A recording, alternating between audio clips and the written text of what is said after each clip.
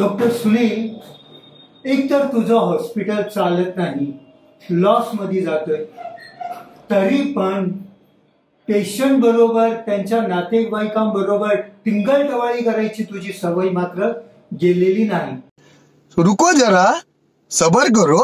Hello hello. हा बटुकनाथ जी. हा बोला डॉक्टर साहेब. अभिनंदन. कशाबद्दल? अहो तुम्हाला मुलगा झालाय. वा वा वा वा वा डॉक्टर साहेब, धन्यवाद. आणि काय हो बटुकनाथजी, तुम्ही असे बुटके आणि तुमची बायको अशी ही धिप्पाड आणि उंच, त्यामुळे काय झालंय माहिती आहे? काय झालंय डॉक्टर साहेब? अहो तुमच्या मुलाचा एक पाय लहान आणि एक पाय भलताच मोठा आहे. अरे बापरे.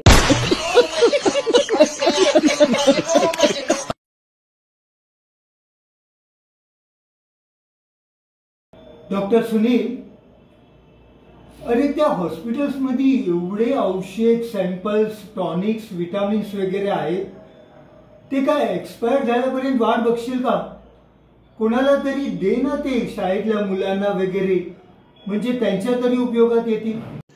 रुको जरा, सबर करो. Good morning doctor. Good morning doctor Surya. Good morning. How are you? I am fine doctor. Doctor Suryakant, मी यासाठी तुम्हाला ताबडतोब बोलवलंय. काल आपण ज्या शाळेमध्ये मेडिकल चेकअप केलं होतं ना, तर आपल्या हॉस्पिटलमध्ये जेवढी पण विटामिन आणि जेवढे पण काही टॉनिक्स आहेत, तर ते तुम्ही ताबडतोब त्या शाळेत पाठवा. म्हणजे काय आहे, आपल्या इकडे ते खराब होण्यापेक्षा ते कमीत कमी त्या शाळेतल्या मुलांना उपयोगात येतील. Okay, do it quick. Okay, have a nice day. Thank you sir. ओकेम्को खुश हुआ.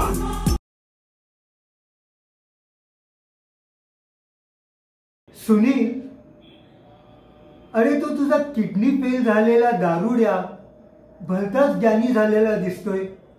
अगदी दारावर चालून आलेली किडनी देखील नको म्हणतोय. बबनराव, बोला. आमच्या हॉस्पिटल मधल्या एका पेशंटनी त्याच्या मृत्यूपूर्वी दोन्ही डोळे आणि किडनी डोनेट केले. त्याचं मृत्यूपूर्वी असं म्हणणं होतं की मी मेल्यानंतरही दृष्टिरोपाने जिवंत राहावा आणि माझ्या किडनीने कुणाला तरी जीवन मिळावं. तर मी काय विचार केलाय की आपण त्याची एक किडनी आपल्या दीपकला देऊया आणि अरे वा दादा, ऐकलंस का? एक दुसऱ्या भल्या माणसाला. तर काय मग बबनराव, आहे ना ही आनंदाची बातमी? हो हो डॉक्टर साहेब. काय ग दीदी, आहे ना आनंदाची बातमी? हो ना, आता दादाला किडनी भेटणार म्हटल्यावरती. तू गप.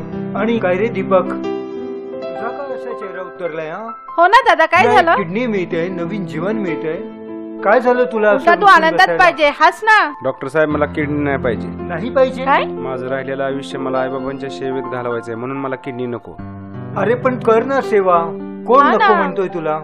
तुला किडनी आपोआप चालून आलेली आहे, कोणीतरी डोनेट करतोय. असला चान्स कोण सोडेल काय? अरे असं काय करतो रे बाबा तू? पण डॉक्टर साहेब, पण जर मला तुम्ही किडनी दिली आणि जर मी व्यसनाच्या आहारी गेलो किंवा वाईट मला नाद लागला, तर तुम्ही ती काढून घेचाल का?